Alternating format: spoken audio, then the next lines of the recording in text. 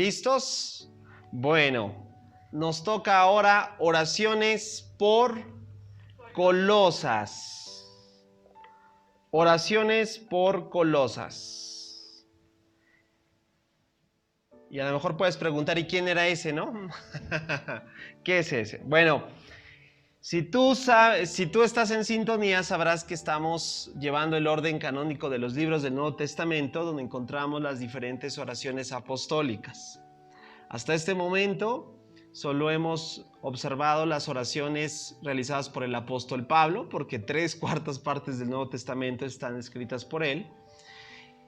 Pero vamos a la próxima sesión, vamos a enseñar las oraciones, que no son muchas tampoco, pero de Pedro, de Santiago, si nos da tiempo de Judas, para que el último sábado de marzo de Creciendo en la Oración oremos las oraciones apostólicas del apóstol por excelencia. ¿Quién es? Nuestro Señor Jesucristo. El apóstol por excelencia. Recuerda que el autor de Hebreos dice que el apóstol, hablando del Señor Jesucristo, él es, porque recuerda que apóstol quiere decir enviado. ¿Y quién fue el enviado por excelencia a este mundo? Cristo Jesús, ¿sí? Bueno, entonces estamos en sintonía. Ahora toca el turno entonces de la siguiente carta que el apóstol Pablo escribió a una ciudad, a una región, bueno, sí, en este caso de una ciudad llamada Colosas, ¿sí? Una ciudad que se hallaba situada, rápidamente te hablo, esto solo va a quedar grabado, en el valle del río Lico, en la actual Turquía, Asia Menor, ¿sí? Ahí se encuentra hasta el día de hoy esta región que anteriormente se llamaba Colosas. Y el apóstol Pablo escribe una carta que hoy tú y yo la conocemos como, di conmigo, Colosenses. A los ciudadanos de Colosas, ¿cómo se les llamaba? Colosenses. Muy bien, y es ahí donde vamos a entrar en materia. Bueno, recuerda que estamos haciendo una pequeña introducción en cada una de estas ciudades porque nos interesa observar cómo se encontraba la iglesia asentada en esas diferentes regiones, cuál fue el propósito principal por el cual el apóstol Pablo escribió esa carta, porque eso nos va a dar indicios de cómo era la situación por la cual Pablo ora, ¿sí? Y eso va a ampliar nuestro panorama al darnos cuenta de las necesidades que tenía, que hoy en día también se pueden convertir en necesidades en la iglesia local, en la iglesia actual. Bueno, rápidamente te platico un poquito de la carta a los colosenses. Como te decía, Colosenses era una ciudad no tan importante como las que hemos visto anteriormente, en el sentido de auge, en el sentido de renombre, sino era una ciudad en la cual es bien interesante saber que el apóstol Pablo no conoció, ¿sí?, a los colosenses. En realidad Pablo no estuvo, a diferencia de las otras ciudades donde sí vimos, por ejemplo, que estuvo en Corinto, sí estuvo en Éfeso. En Colosenses el apóstol Pablo no estuvo, no fue una iglesia fundada por él, sino que fue una iglesia que un colaborador fiel, que la misma carta de Colosenses nos enseña, fue el que Dios usó para guiar al establecimiento de esa congregación. Ese colaborador fiel se llamaba Epafras. Di conmigo, Epafras. Epafras. La escritura ahí en Colosenses hace mención de él.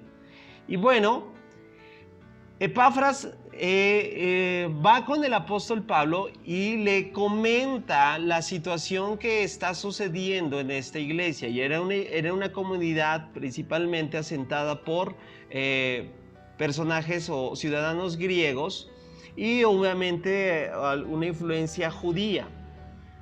Entonces, este colaborador fiel va con el apóstol Pablo para comentarle de una situación que está pasando en la iglesia. Entonces, en respuesta a esa situación que Epafras está haciéndole ver al apóstol Pablo, es como el apóstol Pablo escribe esta carta También, como lo vimos la semana pasada, al igual que Efesios, esta carta es una carta considerada como las epístolas carcelarias. ¿Recuerdas por qué, verdad? O las epístolas llamadas también de prisión. ¿Por qué? Porque el apóstol Pablo la escribe ¿cuándo?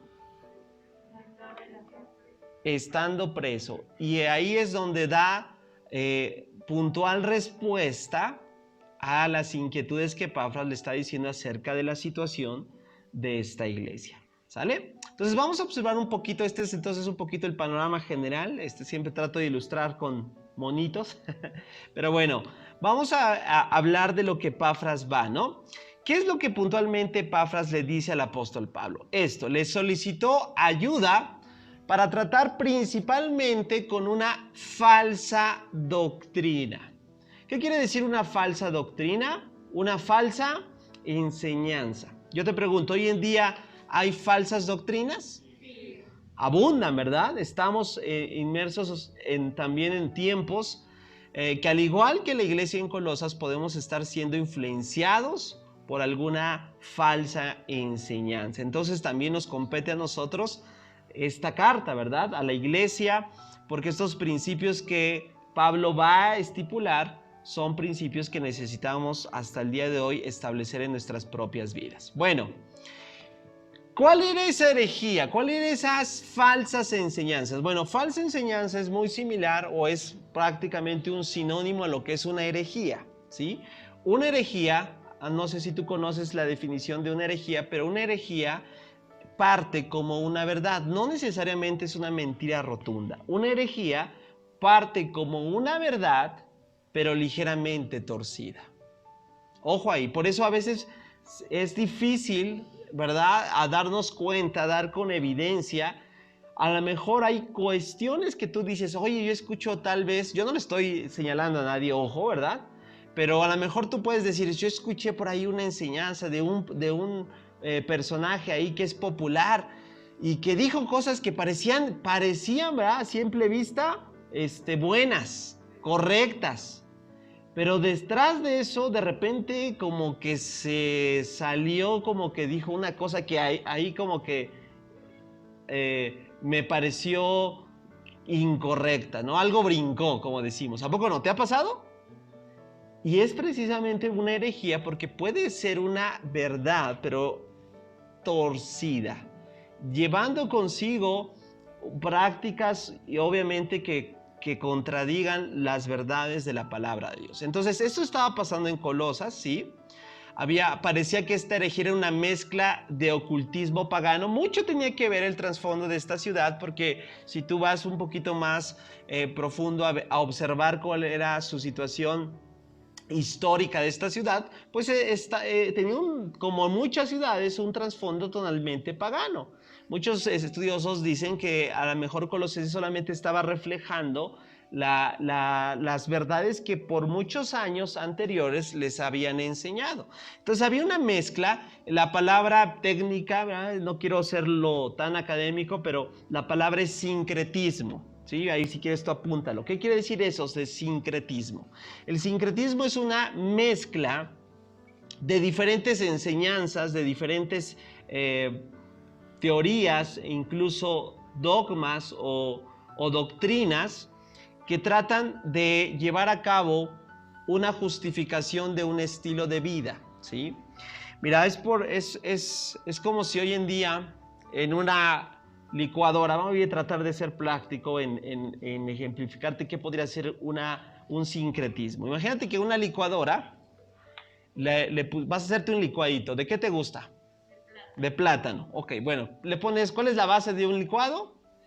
Leche, ok, ya. Después dijeron por ahí de plátano. Ok, vamos a hacer el de plátano. Pero después todo parece que va bien, ¿no? Ya le pusiste la base es leche, después creo que es el plátano, bueno, hoy ustedes me corrigen, pero de repente por ahí dijeron, bueno, ojo, ahí sus expresiones, ¿verdad? Ustedes, ¿verdad? ¿Por qué? Porque yo creo que vamos a llegar a una conclusión que eso es aberrante, ¿no? Bueno, imagínate, ya le pusiste el platanito y después, ¿te parece? Le vamos a poner un pequeño trozo de carne de cerdo. Pero no es todo. Después le vamos a agregar un poquito de Salsa verde. Después, ahora vamos a las partes dulces. Chocolate. O sea, parece, no, es que le vamos a arreglar, ¿no? Pero, ¿qué te parece un pedacito de aguacate? Yo veo sus expresiones, ¿ah? Bueno, ¿te imaginas la mezcla? Y un poco de otras cositas por ahí. ¿Cuál será el resultado? Di conmigo, sincretismo. Una mezcla, bueno, en este caso era de ocultismo pagano, por otra parte, legalismo judío, legalismo incluso cristiano, y todo, ¿verdad? Así de una manera, ¿cuál va a ser el resultado? Pues una tremenda confusión, ¿no? ¿Quién desearía ese licuadito que acabamos de describir? ¿Gustas un traguito? Pero está re bueno. Bueno, eso es lo que los cristianos en Colosas de manera metafórica estaban enfrentando. Les querían hacer vertir este licuadito de diferentes enseñanzas, una mezcla de todo, a sus propias vidas. Por eso la inquietud de Epafras de poder, con la autoridad apostólica, la autoridad del apóstol Pablo, poder escribirles esta epístola, esta carta, con ese propósito de corregir la falsa enseñanza, pero lo más importante, de poner en evidencia algo que ellos estaban cuestionando, que era la preeminencia de Cristo como Dios. ¿Por qué? Porque parte del resultado de esta mezcla, de estas herejías, era minimizar la deidad de Cristo. Es decir, Cristo no es tanto Dios, sino a lo mejor es mitad Dios, mitad ser humano. Entonces había una cuestión de cuestiones obviamente que tenían que ser arreglados. Mira, estos errores recuerdan a una antigua forma de llamado, otro que es otra filosofía muy, muy antigua, que hasta el día de hoy hay un efecto de esto llamado gnosticismo, ¿sí? El gnosticismo enseñaba, aquí es lo que te estaba platicando, que Jesús no era plenamente Dios, ni tampoco hombre, sino uno, fíjate, ahí está la trampa, uno de los seres semidivinos. Ahora yo te pregunto, ¿Jesús es semidivino? No. Pero era lo que estaban enseñando en Colosas. Jesús es un ser semidivino. ¿Sí? Y esto que servía de puente para salvar al abismo existente entre Dios y el mundo. O sea, en pocas palabras, esta era la principal causa de la preocupación de Epafras, al darse cuenta de que los cristianos, que obviamente necesitaban madurez, necesitaban solidez, necesitaban aclarar ciertas enseñanzas, puedan ser establecidos. Por eso, qué importante, mira, dicho sea de paso, esto nos enseña mucho. El Señor nos está instando a que tú y yo podamos crecer en su palabra. Porque cuando tú y yo crecemos en la palabra de Dios, nos vamos a convertir en creyentes maduros, que no vamos a estar siendo arrastrados por todo viento de doctrina, como bien dice el apóstol Pablo en otra de sus epístolas. Y eso es muy importante, querida familia. ¿Por qué? Porque todo lo que en el entorno en el que tú y yo nos desenvolvemos, tarde que temprano nos vamos a dar cuenta que necesitamos estar bien entendidos de lo que es la palabra de Dios, de lo que significan los principios elementales de la fe. ¿Por qué? Porque el error abunda y porque la herejía viene. Tarde que temprano puede llegar hasta nuestra casa y puede hacernos dudar o confundir. Y un creyente que no está bien parado, bien sólido, ¿cuántos saben que es una presa fácil? ¿Cierto o no? Bueno, por lo tanto, se decía que Cristo carecía de autoridad y capacidad para satisfacer las necesidades de los colosenses. Es decir, sí Cristo, pero les falta algo más. O sea, Cristo, pero hay que añadirle. Ahora, ¿tú crees que esto sea necesario? ¿Que Cristo no cubra todo en tu vida? ¿Que Cristo no sea suficiente? ¿Verdad que no? Por eso, si tú has leído alguna vez Colosenses, te darás cuenta que efectivamente ese es el tema central. La supremacía de Cristo, la persona de Cristo siendo la principal figura de toda la divinidad, porque ahí Pablo dice, porque en Cristo Jesús está total y absolutamente completada la divinidad, es decir, Cristo es Dios, no es 80% Dios, no es 50% Dios. Entonces, estos creyentes necesitaban ser iluminados en estas verdades. Y bueno, ya para no ahondar más en esto, rápidamente lo establecí en 4 principales propósitos por lo cual Pablo escribe esta epístola, esta carta.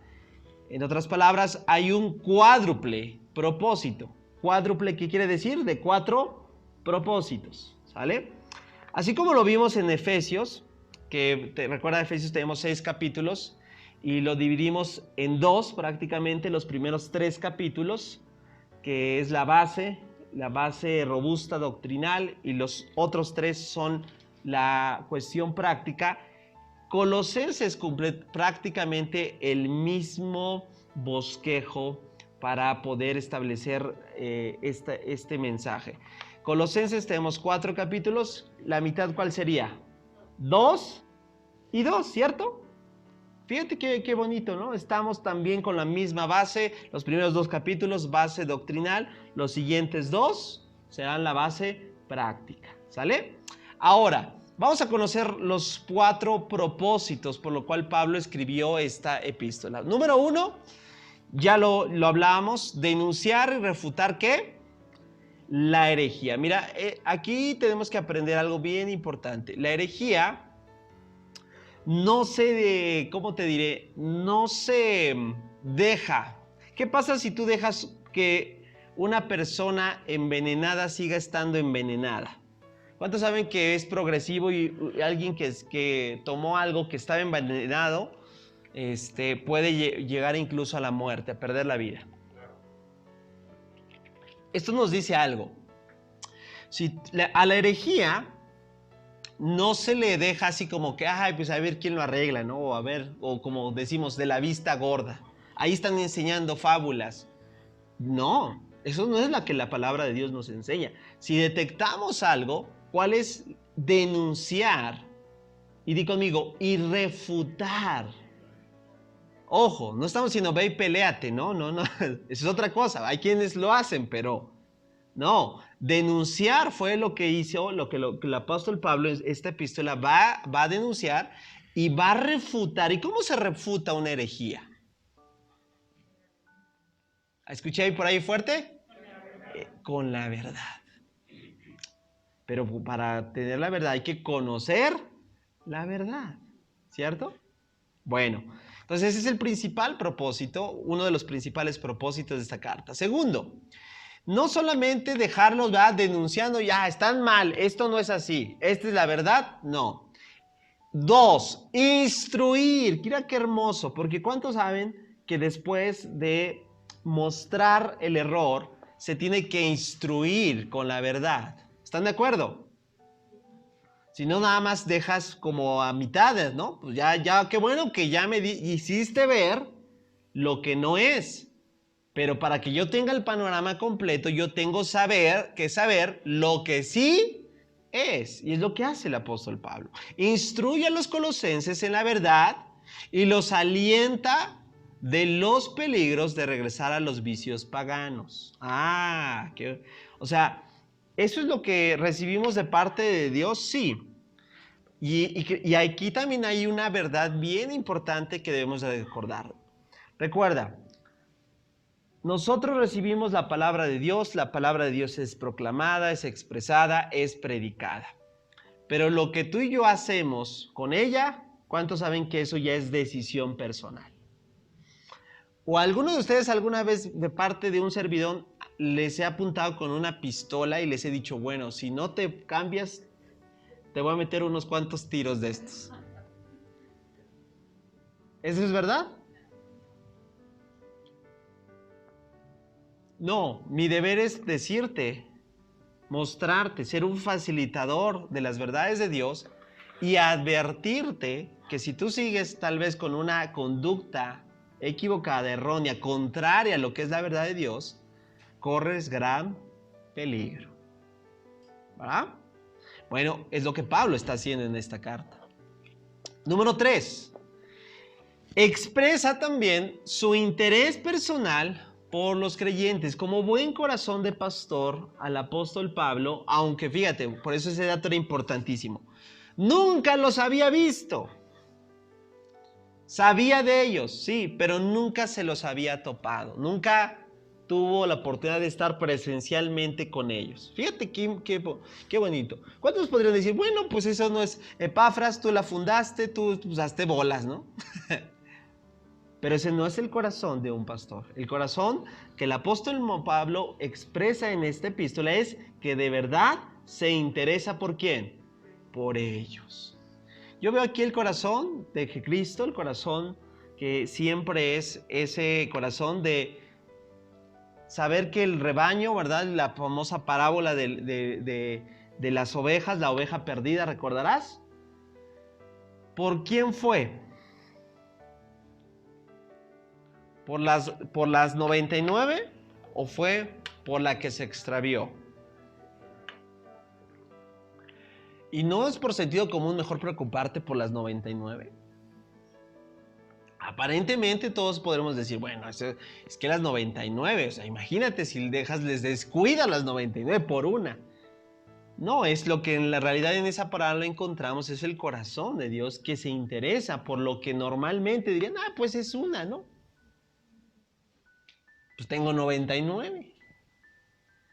Pero para Dios, ¿cuántos saben que una sola es valiosa? Pablo sabía la importancia de esta iglesia, que para Dios es importante. ¡Wow! Y número 4 y último, instarlos a fomentar la armonía y el amor mutuo. ¿Será importante fomentar entre nosotros la armonía y el amor mutuo? ¿Tú qué piensas? Yo creo que sí. ¿Y cómo vamos a hacer, cómo vamos a instarnos a fomentar la armonía y el amor mutuo si ni siquiera, ¿verdad?, estás tal vez en un grupo conexión? Pues ahí está, ¿verdad? Ahí hay un principal, hablando muy aquí localmente, ¿no? En la visión particular de Creación y Vida Ojo de Agua tenemos, pues aprovechar lo que la iglesia, ¿verdad?, tiene. Y no solo eso, sino desde saludar a las personas, desde saberte sus nombres, desde poder tratar de platicar ya no de una manera, ¿cómo te diré?, profunda, sino realmente, ¿verdad?, una evidencia de ese compañerismo. Entonces, por eso también Pablo escribe, ¿no? Y los insta a fomentar la armonía y el amor mutuo. Qué bonito, ¿no? Qué hermosa estructura, qué gran propósito tiene el apóstol Pablo. Ahora, ¿todo esto para qué? ¿Para entender por qué Pablo ora lo que ora? Sí. Porque ya que veas la oración te vas a dar cuenta, que es importante orar de acuerdo a esas necesidades que hoy también necesitamos seguir levantando. Bien. Podríamos decir que sí hay registro de 4 oraciones, pero vamos a puntualizar, no que decir las otras dos no sean importantes, ¿no? Pero me voy a quedar con 2 porque son mucho más textuales, las otras están entre líneas, pero 2 de estas 4 oraciones son las que puntualmente Pablo dice textualmente, por esto estoy orando. Y son las 2 que vamos a orar esta noche, ¿sale? Vamos a comenzar con la primera oración. ¿Dónde se encuentra? Aquí la tienes. Colosenses capítulo 1, versículo 9 al 12. Colosenses capítulo 1, versículo 9 al 12. Esta oración, pues, si le podemos poner un título o decir por qué es esta oración, aquí lo tienes. Es una oración por revelación. Pregunta, ¿necesitan, ahora que conoces un poquito el contexto de esta iglesia, ¿necesitaban revelación? Sí. Mucha, ¿verdad? ¿Necesitaban crecer en intimidad y crecimiento espiritual? Pues sí, porque ese es el principal problema, creo yo, ¿no? Cuando hay inmadurez espiritual, ¿cuántos saben que bienvenidas todos los vientos de doctrina? ¿A poco no? Échenle, ¿verdad? Que aquí yo soy materia dispuesta. Y yo te pregunto, ¿necesitamos que la iglesia hoy crezca en revelación, intimidad y crecimiento espiritual? De verdad que sí, muchísimo. Yo diría muchísimo. Porque tal vez todavía nos encontremos con creyentes muy, aunque tienen, mira, yo siempre he dicho que el tiempo no necesariamente da la madurez. ¿Cuántos saben que la madurez es una decisión? Yo decido crecer y porque he decidido crecer voy a ir avanzando y tomando, ¿verdad? En muchas áreas, pero una persona puede estar 20 años en una iglesia, 30 años en una iglesia y ser un niño espiritual. Sí. La respuesta es sí. Porque la madurez, vuelvo a repetir, es una decisión. Bueno, necesitamos orar para que la iglesia, en otras palabras, sigamos madurando, creciendo. Bueno, vamos a escuchar entonces la oración. Fíjate, versículo 9. Así que, fíjate lo que dice el apóstol Pablo. Desde que supimos de ustedes, no dejamos de tenerlos presentes en nuestras oraciones. ¿Se cumple uno de los propósitos que vimos? ¿Tenía interés marcado por ellos? Sí. ¿Tú crees que estaba quedando bien con ellos? Como dicen, de dientes para afuera. No. Dejamos de tenerlos presentes en nuestras oraciones. Y aquí está. Le pedimos a Dios que les dé pleno conocimiento de su voluntad y que les conceda sabiduría y comprensión espiritual. Familia, ¿necesitamos? La necesitamos. Como iglesia global, necesitamos. Como congregación local, la necesitamos. Entonces, la forma en que viven, fíjate, pero esto está precedido, ahí está, es un contraste, porque no se va a lograr si no se cumple primeramente eso, que tengamos conocimiento de su voluntad y sabiduría en comprensión espiritual. Solo entonces, si me permites así, la forma en que vivan siempre honrará y agradará al Señor. Paréntesis rápido. Yo quiero que tú y yo respondamos esta pregunta. ¿Todo creyente con su estilo de vida honra y agrada al Señor? Estuvo dividida la respuesta. ¿Tú qué crees? ¿Todo creyente realmente, es decir, vive conforme al Evangelio? O el que dice, ¿verdad? Porque hoy muchos dicen, ¿verdad?, que son creyentes. Bueno, está bien, no los juzgo. Pero la respuesta es no, claro que no. Y entonces eso suma ¿a qué? A que debemos orar. ¿Por qué? Porque un fiel creyente debe de vivir como el Señor nos pide, que como lo dice aquí, vivan siempre honrando y agradando al Señor. Y sus vidas producirán toda clase de buenos frutos. ¿Cuántos quieren seguir abundando en buenos frutos? Entonces necesitamos orar para que el Señor nos dé pleno conocimiento de su voluntad y nos conceda sabiduría y comprensión espiritual. ¿Amén? ¿Cuántos dicen amén? Ok. Versículos siguientes. Mientras tanto, irán creciendo a medida que aprendan a conocer a Dios más y más. Te tengo noticias. Se nos van a terminar los años de nuestra existencia y no vamos a terminar de conocer a nuestro Dios. Eso no te lo digo como, ay, pues qué triste. No, te lo digo, ¿sabes por qué? aunque pareciese un poquito contradictorio, es para animarte. Que nunca, ni nuestros años, ni Matusalén, que fue la persona que ha tenido más años, de recuerdo al relato bíblico, ha podido conocer todo de Dios. Pudo conocer todo. Bueno, ¿no te anima eso? Que mientras más te acerques al Señor, más lo vas a conocer. Pero que aún cada vez que te acerques es como decir, como una escalera, subiste un escalón y te das cuenta que faltan 100. Y después vas a esos 100 y te das cuenta que te falta 1,000,000. Y bueno, ya estamos, a lo mejor dices, ya estoy en la última etapa de mi vida y todavía te falta. Yo les pregunto con mucho, como siempre lo digo, con profundo respeto, cariño, aquí las personas más experimentadas, ¿ya terminaron de conocer al Señor? Porque ustedes nos llevan ventaja, recorrido, experiencia, ¿no? Ahí está. Tomemos la respuesta de gente sabia.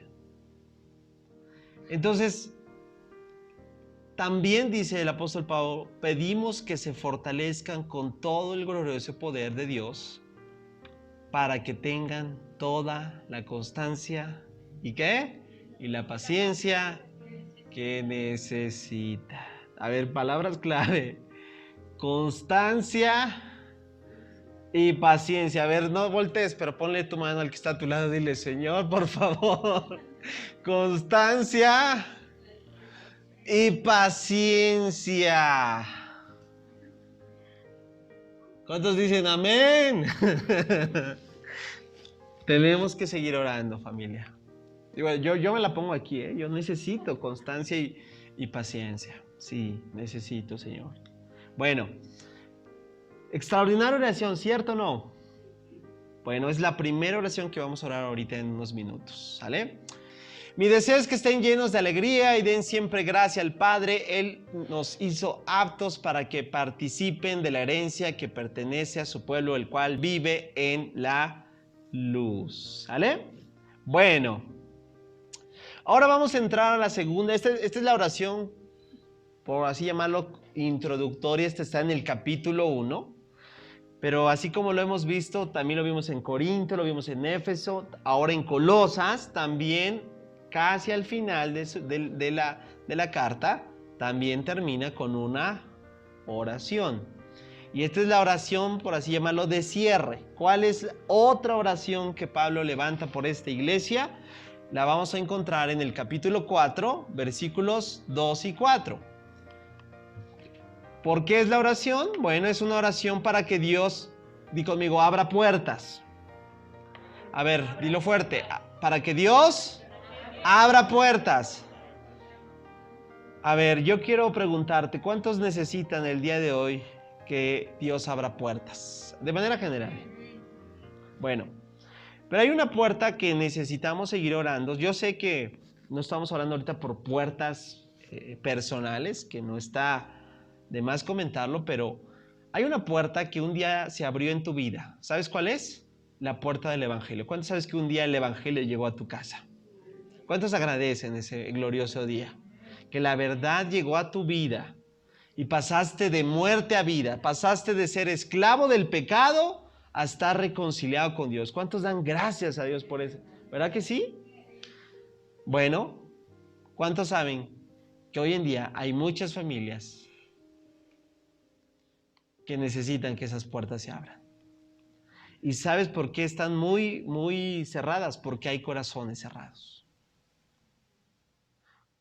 ¿El mensaje del Evangelio es poderoso? Sí, pero el mensaje del Evangelio no es impositivo. No es ahora a la fuerza. ¿Y cuántos saben que esos corazones que hoy en día están cerrados, solo Dios los puede abrir? Porque no los podemos abrir con argumentos. Digo, es bueno argumentar, sí.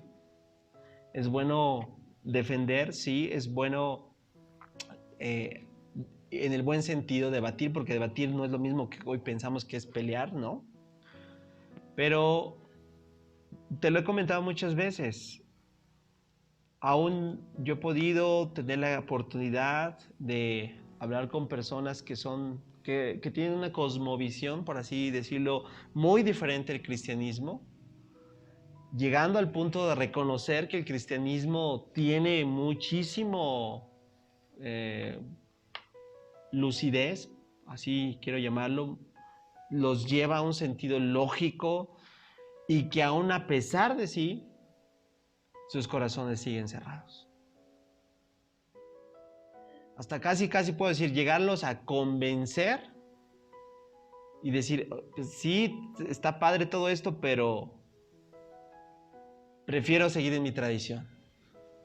¿Cuántos saben que es a lo que me refiero? Solo Dios puede abrirlos. Y Pablo ora para que en esa labor que él sigue, estando en la cárcel, fíjate, siga Dios abriendo puertas, porque ahí, fíjate, eso no es como para ti, para mí, como no tenemos excusa para no predicar la palabra. Él estando preso, ¿qué crees que seguía haciendo?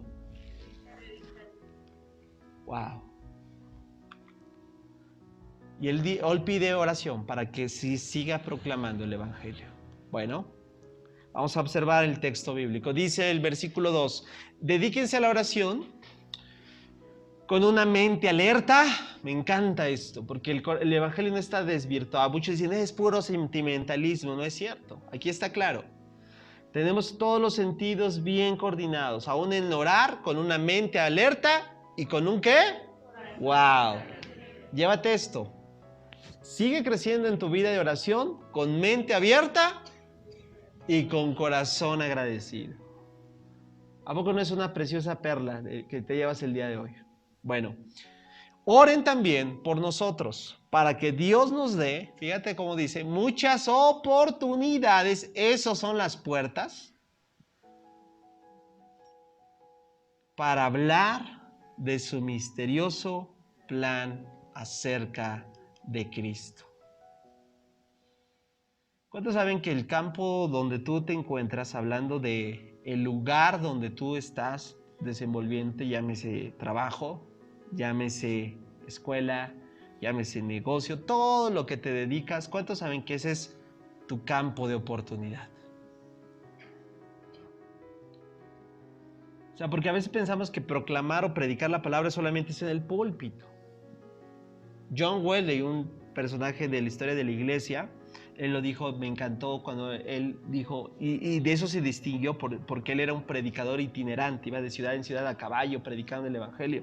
Y lo criticaban porque decían, es que en esos tiempos era mucho más de púlpito, más de así del siglo XVIII, ¿no? Y dijo, el mundo es mi parroquia. Entonces, donde tú y yo nos desenvolvemos, debemos de entender que ese es ahí el campo de acción donde Dios te quiere usar, donde tú y yo debemos de orar para que se abran, ¿qué? Puertas. Y tú puedas hablar el evangelio. ¿Cuántos dicen amén? ¿Cuántos decían, sí, Señor, lo voy a hacer? Sí, ahí está. Entiendo que me has llamado a eso. Bueno, por eso estoy aquí en cadenas, dice Pablo. Oren para que pueda proclamar ese mensaje. ¿Cómo? Con claridad que debo hacerlo. ¿Cuántos saben que eso también necesitamos orarlo? Y que sigamos todos nosotros predicando el evangelio a tiempo y fuera de tiempo, con la claridad que debemos hacerlo. Lo negro es negro, lo blanco es blanco. Hay gracia para todo aquel que desee, ¿verdad?, hacerlo. Para decidir en su corazón llegar al Señor. Entonces, familia, recuerda que el mensaje del evangelio es un mensaje que si no se transmite, no va a llegar por ósmosis. Muchas veces he escuchado esto y digo, respetable, pero no lo comparto muchas veces lo termino aclarando. Es que yo estoy, pastor, orando por mi familia, qué padre, sí, eso es muy bueno. Pero si solamente estás orando y la pregunta es, ¿y cuántas veces le has transmitido? No, pues nunca. ¿Cuántos están conmigo que algo falta? ¿Sí o no? Claro, sigue orando, pero transmítelo, porque hasta el día de hoy el Evangelio es un mensaje que necesita ser comunicado. Vamos entonces a ponernos de pie.